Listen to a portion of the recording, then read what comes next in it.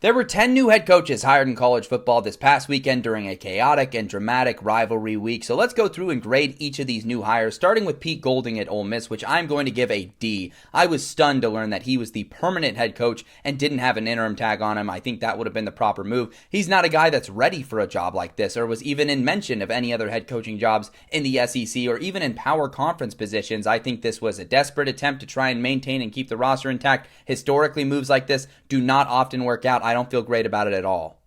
Ryan Silverfield to Arkansas gets a C-. Silverfield has simply not ever built anything. He took over a well-oiled machine that Mike Norvell had already built at Memphis, and he struggled to sustain it. His only successes he had were after the top-tier competition in the American left for the Big 12. This doesn't make a ton of sense at all for me. Silverfield was legit going to be close to the hot seat for next year for Memphis because this year did not pan out the way they wanted. I do not get this one.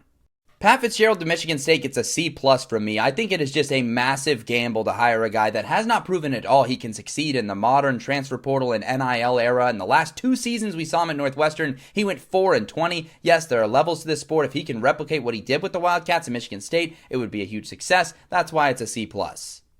Eric Morris at Oklahoma State is going to get a C+. There is a ton of awesome upside to love here. His knack for finding quarterbacks, his elite offenses he commanded, the great season he just had at North Texas, but it's been a little bit checkered at times. He took over a North Texas team that was in the CUSA title game and missed a bowl game the next year. After that, they finished below 500. The defenses haven't always been there. In fact, he struggled with that a lot. Even at Incarnate Word, there was inconsistency there. So it's just not a complete slam dunk. The sample size of great successful seasons for him, it's a little bit small. Tavita Pritchard is going to get a B at Stanford. I really like this hire. I trust Andrew Luck's vision. He goes out and gets a guy that doesn't necessarily have the crazy head coaching experience, but he has strong Stanford ties. He'd probably stay a long time if he's successful, and I just really like the gamble. Jamarcus Shepard to Oregon State gets a B+. I really love the aggression of this hire by the Beavers, going out and getting a guy that is outside of the traditional scope of where this job would go. He's a guy that's going to recruit really well. He could be the Fran Brown of Oregon State. Alex Golesh gets an A- at Auburn. I think this is a really excellent hire. He is a culture guy that can help reinforce and build a culture that Auburn has not had in a long time. The only reason it doesn't go above and beyond is because there were times where the teams fizzled out at South Florida a little bit. Just something to keep an eye on. Lane Kiffin is an elite coach and the best head coach on this list. I would give it an A+, but there just didn't need to be as much drama as there was on his way out the door, so I removed the plus.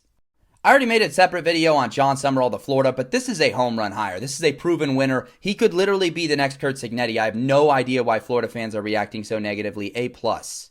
Number 1 has to be Jim Moore to Colorado State. A+ hire, an absolute stunner. Very few people saw coming. The Pac-12 has got serious movement. This is an awesome hire to make happen.